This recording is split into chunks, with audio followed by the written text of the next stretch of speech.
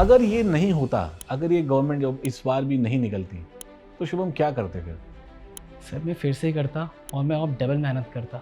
जो मैंने टाइम लगाए थे वो मैं और करता, क्योंकि अब मेरे पास और भी ज़्यादा मुश्किलें थी। जो बच्चे सेलेक्टेड होते हैं, मैं उनको कहता हूँ कि देखो मेहनत आपकी डेफिनेटली है, 95% मेहनत होगी, 4 to 5% इज़ लक ऑल्सो। और मेरा मानना ये है, जो प्रिपरेशन करते हैं बच्चे, उनको दूसरों के लिए बहुत अच्छा एटीट्यूड रखना चाहिए, क्योंकि आपके काम आपके लक में कन्वर्ट होता है। कितने नंबर ऑफ मॉक्स आपने लिए थे शुभम? मेरा काम था मुझे दिन में 3 मॉक देने, और एंड आते-आते मैं एक-एक दिन में 8-8 मॉक भी दे देता था। हेलो एवरीवन, कैसे हैं आप सभी? और आज एक बहुत ही इंटरेस्टिंग स्टोरी मैं आपके सामने लाने वाला हूँ। इंजीनियर्स वाला से इस बार बहुत सारे बच्चे सेलेक्ट हुए और बहुत अच्छे डिपार्टमेंट्स में सेलेक्ट हुए। सीपीडब्ल्यूडी डिपार्टमेंट में भी बहुत सारे स्टूडेंट सेलेक्ट हुए। लेकिन आज की ये जो कहानी है, ये आपको बहुत ही मोटिवेट करेगी, क्योंकि एक संघर्ष भरी कहानी है और लंबी जर्नी है। बहुत सारे बच्चे जब मैं देखता हूँ कि गवर्नमेंट जॉब्स के अंदर जब उनको 2 साल, 3 साल, 4 साल की जर्नी होने लगती है, तब आप मेंटली और फिजिकली बहुत एग्जॉस्ट भी हो जाते हो। आपको लगता है कि पूरी जर्नी में कि हम कहीं गिव अप ना कर दें, कहीं हमारे जो सपने हैं वो सपने ही ना रह जाएं, वो रियलिटी ना बने कभी। ऐसा एक डर, एक ऐसी इनसिक्योरिटी उस हर स्टूडेंट के दिमाग में हमेशा रहती है। ठीक है, तो आज हमारे साथ हैं शुभम और बातचीत करेंगे इनसे, इनकी जर्नी के बारे में। अपने बारे में बताइए भैया। सर मेरा नाम शुभम कुमार वर्मा है। मैं सर बाराबंकी से बिलॉन्ग करता हूँ, और सर करेंटली मेरा सिलेक्शन सीपीडब्ल्यूडी डिपार्टमेंट में हुआ है। और सर मेरा जो बैच था वो 2020 के समय पास आउट हूँ मैं बीटेक। और 2023 में सर मैंने पहली बार मैंने सोचा सर मेरा जापान जाने का मन था। मैंने इंटर्नशिप की थी कॉलेज में, तो फिर सर 23 में मैंने मैक्स स्कॉलरशिप के लिए अप्लाई किया। हाँ। क्योंकि सर मेरी फाइनेंशियल कंडीशन इतनी अच्छी नहीं थी, मैं प्राइवेट अफोर्ड कर पाऊँ वहाँ पे। तो सर इसमें मुझे वो स्कॉलरशिप नहीं मिली, तो मैंने सर फिर ट्रेडिंग का सोचा हाँ। कि मैं पैसे कमाऊँगा। हम्म। फिर सर जब मैंने वहाँ पर भी ट्राई किया तो मुझे लगा ये तो सर मैं बर्बाद हो जाऊँगा, और मुझे लगा कि उससे ज़्यादा सक्सेस होने के उससे ज़्यादा चांसेस मेरे पास गवर्नमेंट जॉब में रहेंगे। तो सर मैंने फिर प्रिपरेशन अपनी इंजीनियरिंग की शुरू की। तो सर स्टार्टिंग में सर मेरे वही फ्रेंड की एंगेजमेंट थी, मैं उसमें गया। और फिर मुझे समझ में आया कि उससे मैंने डिस्कस किया कि क्यों ना यार निकलते हैं घर से, क्योंकि होम सिकनेस बहुत बेकार चीज़ है, हमें बाहर निकल के फोकस होना है। तो उसने हामी भरी और हम दोनों ने फिर बाहर रूम लिया और अपनी पढ़ाई शुरू की। पहला एग्ज़ाम हमारा वही आरआरबी का सीबीटी 1 का हुआ सर, वो हम लोग का निकल गया। और फिर सर उसकी फिर शादी हो गई, और उसने कहा अब मैं घर जा रहा हूँ। मैं अकेला पड़ गया। फिर सर मैं अकेला पड़ा और मैंने फिर सीबीटी 2 दिया, और सर उसमें मेरे वही 98 मार्क्स आए और मैं रह गया उसमें। और इससे पहले सर मैंने वही एसएससी में दिया था, लेकिन उसमें सिर्फ मैंने सर पीवाईक्यू और मैराथन ही देख के दे दिया, तो उसमें सर वो मेरे 114 मार्क्स अराउंड आए थे। तो वो सर मेरा उसमें तो प्री भी रह गया था। और सर इस बार क्या था कि मुझे लगा ना सर मेरे एक फ्रेंड का सिलेक्शन हो गया, तो मुझे लगा कि अब मैं बर्बाद हो गया, क्योंकि मेरे सारे फ्रेंड्स निकल रहे हैं और मैं बर्बाद हो रहा हूँ। मैंने टाइम भी बहुत वेस्ट किया है। मैंने सर फिर मैंने सोचा कि मुझे पूरा गो थ्रू जाना चाहिए सिलेबस से, तो मैंने फिर स्टार्टिंग से अपने नोट्स बनाने शुरू किए अपने, और पूरे सब्जेक्ट्स के एक-एक करके सारे नोट्स बनाए, और सर उन्हें बहुत सुंदर मैंने बनाया। बहुत मल्टीपल पेन्स यूज़ किए, फिर कलर्स यूज़ किए, ताकि मैं इतना इंटरैक्टिंग बनाऊँगा उन्हें कि जब भी पढूँ मुझे बड़ा अच्छा लगे पढ़ना। बढ़िया। तो फिर सर सीबीटी 1 हुआ, तो इसमें सर टाइम भी बहुत हो गया था। मैं क्योंकि आपके सर शायद 2 शुरू हुए, पहले एक बार आपने बच्चों को वो किया है जब स्टार्टिंग में आने लगे, तो आपके प्रैक्टिस सेशन चल रहे थे।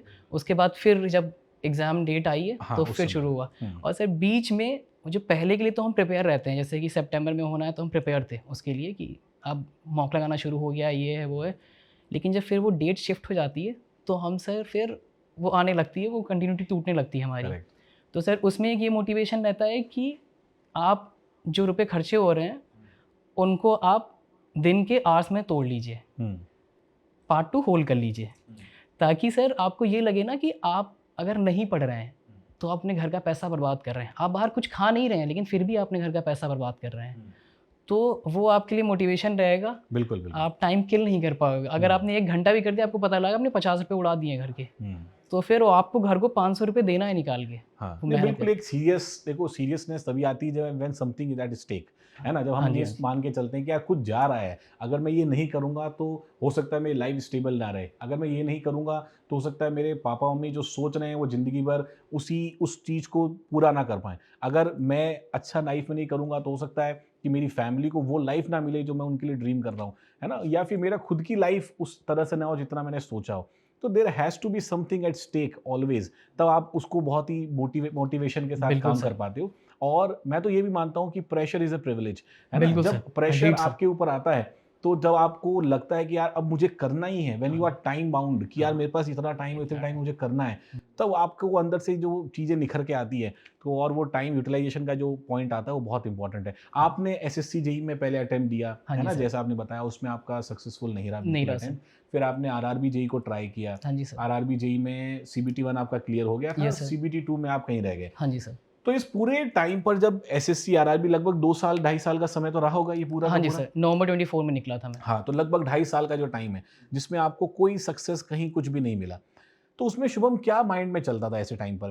क्योंकि देखो प्रिपरेशन में मुझे जहाँ तक लगता है, और जैसे मेरी भी काफ़ी प्रिपरेशन रही है काफ़ी लंबे समय तक भी, कि बच्चा अपने आप को कहीं न कहीं अकेला फ़ील करने लगता है, बिकॉज़ वो जो फ़ीलिंग है कि यार मैं तो मेहनत कर रहा हूँ, लेकिन वो लोग तो पहचानेंगे नहीं मेहनत को जब तक it is not converted into result. जब तक आपका रिज़ल्ट, आज आप सीपीडब्ल्यूडी में हैं, तो आज आप कह सकते हैं कि हाँ यार, मैं शुभम सीपीडब्ल्यूडी में सिलेक्टेड हूँ। तो कुछ लोग आपको सुन पाएँगे या कुछ लोग आपको सुनने के इच्छुक होंगे। लेकिन उस समय तो कोई नहीं सुनता यार। तो वो फ़ेज़ कैसे निकलता है? वो अकेलापन, आइसोलेशन का फ़ेज़ कैसे निकलता है? सर, मेरा तो मैं अकेले के लिए तो सर बहुत परेशान भी हुआ करता था, क्योंकि अगर किसी से बात भी मैं कहीं जाता नहीं था सर, मुझे पब्लिक इंटरैक्शन बिल्कुल नहीं पसंद थे। क्योंकि मैं कहीं जाऊँगा तो लोग पूछेंगे क्या कर रहे हो? हुँ, अभी तक क्या कर रहे हो तुम? हुँ, और सर नहीं जाता था तो लोग कहते थे ये कहीं नहीं जाते हैं, तो इनके यहाँ कोई नहीं आएगा। और कोई उसके पीछे की सर मेहनत तो नहीं समझेगा, वो रिज़ल्ट्स देखते हैं कि क्या तुम्हारा हुआ या नहीं हुआ।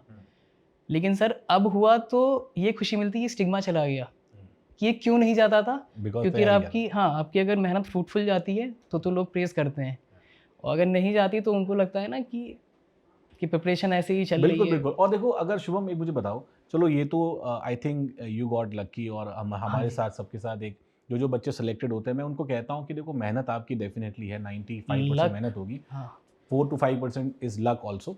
अगर ये नहीं होता, अगर ये गवर्नमेंट जॉब इस बार भी नहीं निकलती, तो शुभम क्या करते फिर? सर मैं फिर से करता और मैं अब डबल मेहनत करता। जो मैंने टाइम लगाए थे वो मैं और करता, क्योंकि अब मेरे पास और भी ज़्यादा मुश्किलें थी। लोगों के क्वेश्चन और होते सर। और सर पता है मतलब सर ये बहुत डिफ़िकल्ट फ़ेज़ होता है जब आपका रिज़ल्ट आता है। सर आप लक बोल रहे हैं ना, ये बहुत बड़ा मैटर होता है सर। मैं तो आप 5% कह रहे हैं, मुझे लगता है 10 टू 15%। और मेरा मानना ये है, जो प्रिपरेशन करते हैं बच्चे, उनको दूसरों के लिए बहुत अच्छा एटीट्यूड रखना चाहिए, क्योंकि आपके काम आपके लक में कन्वर्ट होता है। आप दूसरों के लिए बहुत पॉजिटिव एटीट्यूड रखिए। जो आदमी आपके लिए जो भी कर रहा है, आपको बहुत पॉजिटिव रहना है लोगों के लिए, क्योंकि यही आपका लक क्रिएट करेगा। हुँ। कौन-सी ऐसी बातें थी शुभम, जो पर्सनल लेवल पे मैं कुछ पूछना चाहता हूँ आपसे।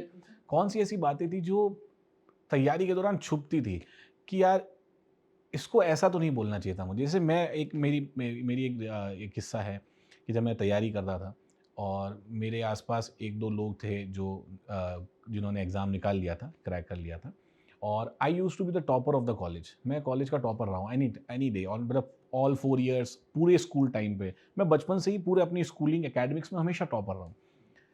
मुझे एक चीज़ बहुत खटकी थी जब मैंने पहली बार अटेम्प्ट दिया और मेरा नहीं हुआ, और मेरे किसी क्लासमेट ने बोला था कि ये तो बेरोज़गार टॉपर है, and that thing stuck in my mind like anything. और मुझे वो लगा कि यार ये जो टाइटल है, ये टाइटल कहीं, जो कहते हैं ना कोई बात आपकी ईगो पे लग जाती है, तो ये बात एक्चुअली मेरी ईगो पे लगी, और उसके बाद मैंने 6 गवर्नमेंट एग्ज़ाम निकाले, and I cracked SSC like 3 times and multiple exams, assistant engineer का ये सब। तो कुछ एक बात होती है प्रिपरेशन के दौरान जो आपको छुपती है, कोई ऐसी बात आपके दिमाग में है? सर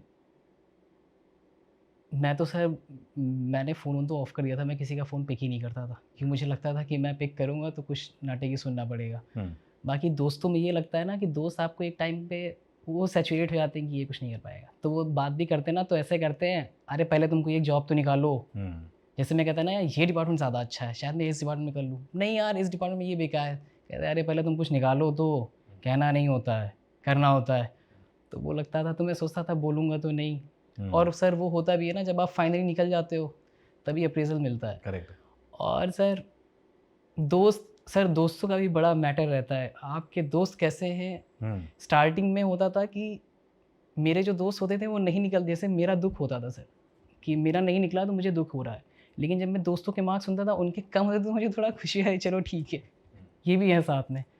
बाकी सर उस तरह तो फैमिली में सर मम्मी हमेशा सपोर्ट ही किया करती हैं, उन्हें कभी ये कहा ही नहीं कि तुम, मैं वो कहती थी अरे कोई बात नहीं। उनसे मैं कहता था मम्मी मुझे और मोटिवेट करो, मुझे डांटो तुम, ताकि मुझे और लगे कि हाँ मुझे और करना है। और सर और बाकी ज़्यादा लोगों से मैं बात करता नहीं हूँ। नहीं, बढ़िया है। जितना आप आइसोलेट रहते हैं या जितना बिल्कुल आप सर। अपने फोकस्ड रहते हैं अपनी चीज़ को लेकर, बेहतर है। शुभम, अपनी स्ट्रैटेजी के बारे में कुछ बताओ कि कैसे आपने 2 पड़ाव होते हैं एसएससी एग्ज़ाम के, एक प्रीलिम्स होता है और एक मेंस होता है। प्रीलिम्स में भी एक बहुत इंपॉर्टेंट स्टेज होता है, वो है जनरल साइंस का, जो जीके का अपना स्टेज होता है। उसमें रीजनिंग एक जीके 50 नंबर, रीजनिंग 50 नंबर और फिर टेक्निकल मेजर पोर्शन हमारे पास रहता है। कैसे टैकल किया इन सब चीज़ों को आपने? सीबीटी 1 और सीबी 2 सेपरेटली दोनों में? CBT 1 में मैं बता रहा हूँ सर, बहुत बड़ा हाथ है कुशल सर और मुमताज़ मैम का। ये मतलब ये टीचर मेरे लिए तो भगवान है, क्योंकि इन लोग मेरा सर रीजनिंग में अपने आप को स्टार्टिंग में सोचा था कि मैं कर लूँगा, लेकिन वो जो मेरे स्टार्टिंग के 2 रोल नंबर वाले जो सर क्वेश्चंस थे वो गलत हो गए, नहीं तो मेरे पूरे सही थे। और वो मेरी गलती की वजह से, क्योंकि मेरे पास टाइम कम था, मैं रीजनिंग ज़्यादा टाइम देना नहीं चाहता था। नहीं तो सर इन लोगों ने बहुत अच्छा मेरे लिए, मतलब सर मैंने सिर्फ इनको फॉलो किया है और रीजनिंग में मेरे अराउंड 24-25 आए, मैं बहुत खुश था। बहुत खींचा है मैंने, क्योंकि मैं उतना एक्सपेक्ट नहीं कर रहा था। तो सर इसमें तो इन दोनों को मैं पूरा क्रेडिट दूंगा सर। बिल्कुल। क्या-क्या नंबर आए? जीके में मार्क्स कितने थे अपने? सर जीके में अराउंड 24 थे। अच्छा, जीके में 24 थे। हाँ और सर। रीजनिंग में? रीजनिंग में सर वो 2 गलत हो गए थे, बाकी तो वो शायद 47.5 वो सर मिस्टेक होगी, पता नहीं, वो जल्दबाजी में रह गया सर, नहीं तो वो सर 50 आउट ऑफ 50 कर नहीं, सकता था बढ़िया मैं। यार। देखो, जीके में 25 नंबर मैंने बहुत कम ही सुने हैं, क्योंकि जितने भी टॉपर्स अभी बैठे भी हैं, जितने टॉपर्स में मिला भी हूँ इस बार, 23, 24, 18, एक के तो 10 नंबर भी थे वो, लेकिन वो सीपीडब्ल्यूडी में है और सेलेक्ट हुए। तो GK is actually the problem for every engineer, है ना? हर इंजीनियर के लिए वो एक इशू है, प्रॉब्लम है। बट आप उसको प्रॉब्लम मत देखिए, आप देखिए ना यार, 50% नंबर भी अगर मैं ले आता हूँ जीके के अंदर, है ना, if I somehow manage to get 50%, तो 25 नंबर भी आ जाते हैं, तो मैं सीपीडब्ल्यूडी जैसे डिपार्टमेंट में आ सकता हूँ, क्योंकि इन दी एंड हमें टेक्निकल को इंप्रूव करना है। रीजनिंग में आपके 47 मार्क्स आए थे। रीजनिंग जो है वो एक बहुत ही अच्छा है, जिसमें आप कवर अप कर सकते हो जीके का पूरा अपना, जो जितना लॉस जीके में हुआ उसको पूरा आप रीजनिंग के अंदर कवर अप कर सकते हो। टेक्निकल में क्या मार्क्स रहे अपने? सर टेक्निकल में CBT 1 में तो मेरे अराउंड सर 73 या 75 ऐसे कुछ अराउंड थे अच्छा। सर, एग्जैक्टली याद नहीं आ रहा मुझे। और सर सर नॉन टेक की एक स्ट्रैटेजी है, मुझे लगता है मेरे लिए वो काम करेगी, शायद बच्चों को उड़ जाए। सर आपके जो ये रिसेंट में CGL CHSL जो भी होते हैं, आप इनके तो सारे पेपर लगा के जाइए। सारा जितना अभी रिसेंट में 3-4-5 महीने में हुआ है, ये पूरा कवर करके जाना है आपको। और GS का तो वो तो आपको याद ही करना पड़ेगा, तो आप वो तो याद करके ही जाइए, वो जितना भी है। और टेक का सर, टेक में तो सर वही mock and PYQs best strategy. और उसमें सर मैं अपना पर्सनली बताऊं तो मैं क्या करता था सर, मॉक को सर चिट्स में बना लेता था। जैसे कि जो मुझे कन्फ्यूजन आ रहा है, कुछ आ रहा है, कॉन्सेप्ट नहीं, सिर्फ कन्फ्यूजन या डेटा मिस हो रहा है, उसको मैं एक चिट में बना लेता था, ताकि मैं एक नज़र में पूरा मॉक रिवाइज कर लूँ। क्योंकि रिविजन से बहुत इंपॉर्टेंट है, आपने रिवाइज नहीं किया तो फिर मॉक लगाने से ही मतलब नहीं है। करेक्ट। मॉक कैसे लगाते थे? क्या स्ट्रैटेजी रहती थी टेस्ट देने की? लाइक सर टाइमिंग डिस्कस कर रहे हैं या फिर कैसे, मतलब नहीं, अप्रोच क्या रहता था टेस्ट को लेके? मतलब अगर जीके के क्वेश्चन देख रहे हैं तो हमने कैसे अटेम्प्ट किए जीके के क्वेश्चंस? रीजनिंग के क्वेश्चंस को क्या अप्रोच से हमने अटेम्प्ट किया, और टेक के क्वेश्चन कैसे अप्रोच से अटेम्प्ट किया? मतलब पहले क्वेश्चन, अगर फर्स्ट क्वेश्चन हमसे नहीं हो पा रहा है तो फिर तुरंत ड्रॉप। सर टाइम नहीं है हमारे SSC JEE में, सर हमारे पास टाइम नहीं है, हमें क्वेश्चन देखना है। रीजनिंग में भी खासकर यही है, जैसे उसमें सर वो सीटिंग अरेंजमेंट वाला होता है, आपको मैं तो छोड़ना है मुझे, वो टाइम किल करेगा मेरे, हो सकता है 3-4 मिनट चले जाएं, उतने में मैं 6-7 क्वेश्चन कर डालूंगा अपने टेक के। नहीं आ रहा है आपको तुरंत छोड़ना है, कोई क्वेश्चन बड़ा भी आ रहा है आपको छोड़ देना है, आपको छोटे क्वेश्चन जितने भी हैं वो सब आपको देखते चले जाने हैं। कोई क्वेश्चन अगर लेंदी भी लिखा हुआ है उसको आपको पढ़ने में टाइम लगेगा, आप ड्रॉप करिए। स्टार्टिंग में वही मेरा तो वही रहता था सर, पहले अपनी रीजनिंग करूँगा, और उसके लिए मैंने 30 मिनट निकाले थे, इससे ज़्यादा नहीं लेना था। इस बार तो सर ईज़ी थी, बहुत जल्दी हो गई थी 20-25 मिनट में। फिर उसके लिए मेरे 8 मिनट से 10 मिनट, इससे ज़्यादा नहीं देना है जीएस में। जो आ रहा है वो मैं कर रहा हूँ, जो नहीं आ रहा है मुझे ड्रॉप करना है। फिर मैं टेक पे फोकस करूँगा। और बहुत बढ़िया। टेक में भी सर अगर न्यूमेरिकल आपको लग रहा है कि अगर उसकी लेंथ ज़्यादा है, तभी मैं बाद में ही आऊँगा। हो सकता है वो ईज़ी हो, लेकिन मैं अपना टाइम वहाँ नहीं दे सकता हूँ पढ़ने में भी। हो सकता है मेरे दिमाग में स्ट्राइक ना करे वो चीज़, ईज़ी चीज़ हो लेकिन मैं समझ ना पाऊँ, इसलिए मुझे छोड़ना है वो। और फिर मैं जब अब अगर आपका जल्दी हो जाएगा, आधा घंटा 40 मिनट अगर बच रहे हैं, तो आपके पास इनफ टाइम है आप ये डिसाइड करने के लिए न्यूमेरिकल करने। फिर आपको न्यूमेरिकल पे आना है अपने टेक के, टेक को पहले प्रायोरिटी देनी है आपको, फिर आप रीजनिंग में चले जाइए। नहीं, बहुत अच्छी चीज़ है, बिकॉज़ कहीं एक जगह स्टक हो जाओगे और तो बहुत लॉस हो जाएगा, हाँ सर। है ना? क्योंकि मैंने बहुत सारे बच्चों को ऐसा देखा है कि वो लास्ट के क्वेश्चन तक पहुँच ही नहीं पाते, बिकॉज़ उसी में स्टक हो गए उस लूप के अंदर, और जब क्वेश्चन नंबर 91 से लेके 100 तक के जो क्वेश्चन थे, उनसे पूरे मिस ही हो जाते हैं। हाँ, कि और 10 कभी-कभी क्वेश्चन ईज़ी होते हैं सर और वो। वो ईज़ी होते हैं, बहुत सारे क्वेश्चन वो ईज़ी देखने को मिलते हैं। लास्ट टाइम मुझसे गलती हुई थी, मैं भी नहीं पहुँच पाया था। अच्छा, तो ये मैं हमेशा कहता हूँ यार 2 बार ज़रूर पेपर आप पूरा देख बिल्कुल, पाओ, हाँ, ऐसी स्पीड आपको प्रैक्टिस करनी है मॉक्स के दौरान भी हाँ। और जो भी टेस्ट आप देते हो उसके दौरान। कितने नंबर ऑफ मॉक्स आपने दिए थे शुभम? सर वैसे मैंने काउंट तो नहीं किए, लेकिन मुझे लग रहा है सर मेरा काम था मुझे दिन में 3 मॉक देने हैं, और एंड आते-आते मैं एक-एक दिन में 8-8 मॉक भी दे देता था। हुँ, क्योंकि सर मुझे लगता है एंड जो आपका लोग मतलब लास्ट का जो मंथ होता है ना, मैं तो कहता हूँ 40 डेज़ निकालिए आप। हुँ, लास्ट के 40 डेज़ में आपको सिर्फ मॉक ही देना है। हुँ, करेक्ट, और सर इनसे मॉक में भी सर वो होता है ना कि आप जब एनालाइज़ करेंगे, आप पहले तो आप दे दिए, आप कोशिश करिए कि आप 1.5 घंटे या 1 घंटे 40 मिनट में उसको ख़त्म करने की कोशिश करिए। आपको स्पेयर टाइम रखना है वहाँ पे। करेक्ट। और हो जाए तो आप क्वेश्चंस के सर ऑप्शंस होते हैं ना सर एक्स्ट्रा, उनको ज़रूर आपको देखना है। जैसे सर चैन बैच में आप ये चीज़ कराते थे प्रॉपर, मुझे याद है कि वो अच्छा होता है ना कि आपको, क्योंकि सर आते जो रिसेंट में क्वेश्चंस आते हैं वही आते हैं, वही एरियाज पूछा जाता है। आपको ऑप्शंस को भी कंसीडर करके चलना है कि इससे रिलेटेड जितना भी सेक्शन है वो मुझे करेक्ट, करेक्ट, कवर करेक्ट। होना चाहिए। नहीं, बिल्कुल क्वेश्चन करने का मतलब यही है कि क्वेश्चन का आंसर तो चलो आपको पता है, लेकिन उसके अलावा हाँ, 3 ऑप्शन गलत क्यों हैं, हाँ, है ना? हाँ, उनके आस-पास वो क्या डेटा है, तो दिस हाँ, दिस ये जो स्ट्रैटेजी है काफ़ी अच्छा काम हाँ, करती है। सर वो आपको फ़िल्टर कर देगी, आपको कितना बिल्कुल, पढ़ना है, कितना नहीं पढ़ना है। करेक्ट। एक चीज़ बहुत रहता है कि यार सर शॉर्ट नोट्स की रिक्वायरमेंट है या नहीं है? तो क्या लगता है आपको शॉर्ट नोट्स की कितनी रिक्वायरमेंट होती है? सर पहले तो आपको पूरा बनाना ही पड़ेगा अपना। शॉर्ट नोट्स आप बना सकते हैं, लेकिन वो आपके खुद के होने चाहिए।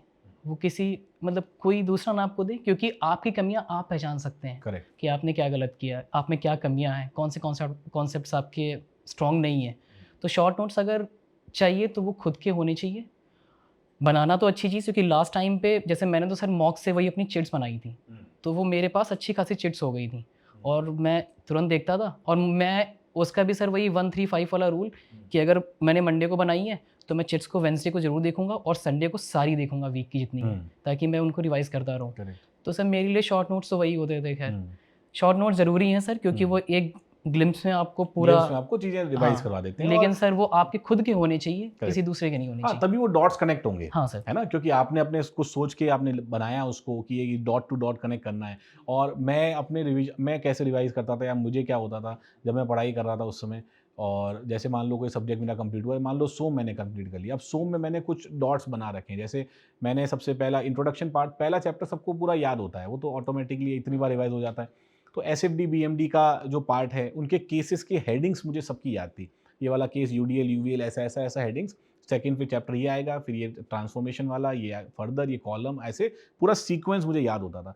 तो फिर मैं जनरली मेरा मानना ये था कि रिवीजन जो है वो कॉपी खोल के कभी नहीं किया जाता, वो कॉपी बंद करके किया जाता है। तो I used to follow this during my strategy, तो मैं कॉपी बंद कर दिया। अब ओके। मुझे कितना याद है उस सब्जेक्ट के बारे में, ठीक है, कि मैं अगर मैं दिमाग में बोल रहा हूँ एसएफडी, बीएमडी, तो मैं एसएफडी, बीएमडी के बारे में कितना जानता हूँ, वो मैं आँख बंद करके ही बता सकता हूँ। अदरवाइज़ मुझे इसका मतलब है अगर कॉपी की ज़रूरत पड़ रही है तो मुझे नहीं आता फिर वो।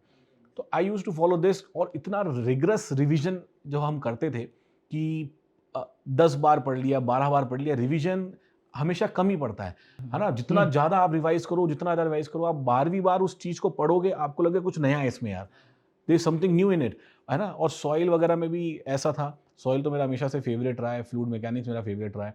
तो उसमें तो बहुत रिगरस रिवीजन हम लोग करते थे। हम 4 लोग साथ में पढ़ते थे, और काफ़ी अच्छा वो उस समय माहौल रहता था। लेकिन हाँ, आज भी मैं ये देखता हूँ कि रिवीजन हुआ, मॉक्स जैसे आप कह रहे हो कि मॉक नंबर ऑफ क्वेश्चन्स आपने बहुत अच्छे से लगा रखे हैं, शॉर्ट नोट्स खुद के बनाए हुए हैं, चिट्स बनाई हुई हैं, हाँ, कोई बच्चा न्यूमोनिक्स बनाता है, अपने सिंबल्स कुछ बना के रखता है, टेबुलर फॉर्म में रखता है ना, तो वो भी एक काम करता है, चार्ट के फॉर्म में रखता है कि दीवार पे चार्ट चिपका दिए, चार्ट पेपर चिपका दिए, हाँ, तो हाँ सर। उनसे चीज़ें याद रहती हैं, एकदम याद रहती हैं, बहुत बढ़िया। और 2000 सर जब एक हाँ, चीज़ और कर सकते हैं, लाइक जैसे कि ये मैंने ट्रांसपोर्टेशन में फ़ॉलो किया था, कुछ थ्योरी सब्जेक्ट्स होते हैं सर, उसमें हम ये कर सकते हैं कि मैं क्या करता था, अपनी ऑडियो बुक्स बना लेता था।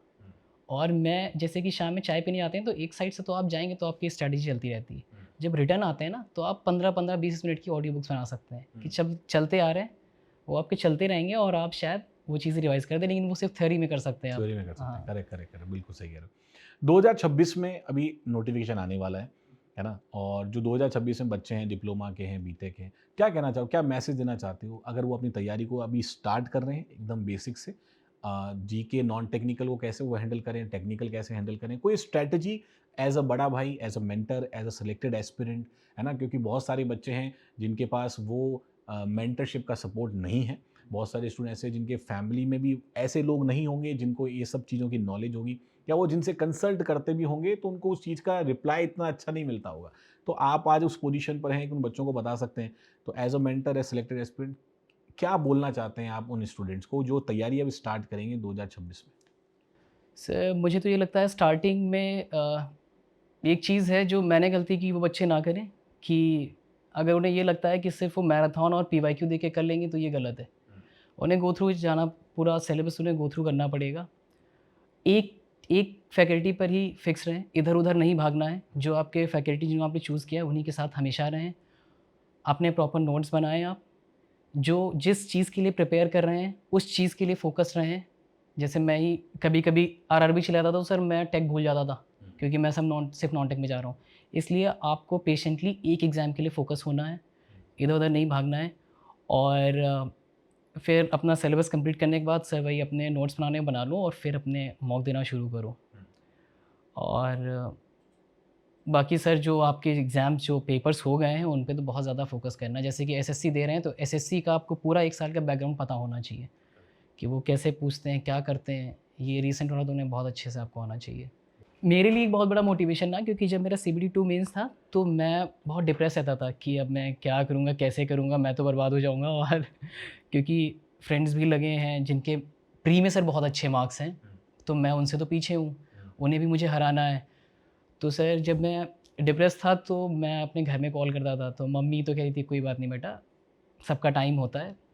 बहन को कॉल किया तो सर बहन ने बताया कि शिवम देखो परेशान मत हो, तुम सोचो कि मतलब मेरा भांजा है सर, वो छोटा है अभी, कह रही सोचो उसकी लाइफ में कितनी प्रॉब्लम्स हैं। उसने सर 3 लेटर्स के वर्ड याद किए और सर जब वो बाहर जाता है तो खुद से एलिफेंट की स्पेलिंग पूछ लेता है। तो सोचो उसके ऊपर कितना प्रेशर है। तुम्हें तो सिर्फ़ एक एग्ज़ाम में जाके प्रेशर तुम्हें डील करना है, उसको तो हर वक़्त ही रहता है ना, कोई मिलेगा, कोई पूछ लेगा। तो इससे मुझे भी लगा कि हाँ, प्रेशर सबके पास होता है, हमें उससे ओवरकम करना होता है।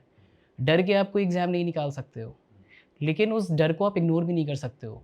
सो जैसे आपने बताया था ना कि प्रेशर इज़ प्रिविलेज, आपके ऊपर प्रेशर रहेगा तभी आप आगे फ़ोकस करोगे, तभी वो सिर्फ फ़ोकस आ ही पाता है। अगर हम प्रेशर नहीं होगा तो फिर हम मस्ती करने लगेंगे। वो आपको सोचना है और एक चीज़ और है, आप बिलीव करिए कि आपको टॉप 100 में ही रहना है। आपको हमेशा अच्छे का ही सोच के चलना है और हाँ, लोगों के लिए अच्छे विचार, हाँ सर, बिल्कुल, बहुत बिल्कुल। Positive pressure keeps you on track, है ना? हमेशा प्रेशर वो कीप्स यू ऑन ट्रैक। हमेशा यस आपको सर। ट्रैक पे रखेगा। बहुत बढ़िया शुभम, एंड मुझे लगता है यार आपको इस पूरे इंटरव्यू में, इस पूरी बातचीत में काफ़ी सारा मोटिवेशन डेफ़िनिटली मिला होगा, है ना? और बहुत सारी बातें बहुत अच्छे से शुभम ने खुल के बताई। सर एक चीज़ हाँ, और बताना चाहूँगा कि वो जैसे कि मॉक भी होता है ना सर, मॉक मैंने बताया था ना कि स्टार्टिंग में ज़्यादा मतलब कम दिए फिर बढ़ा दिए।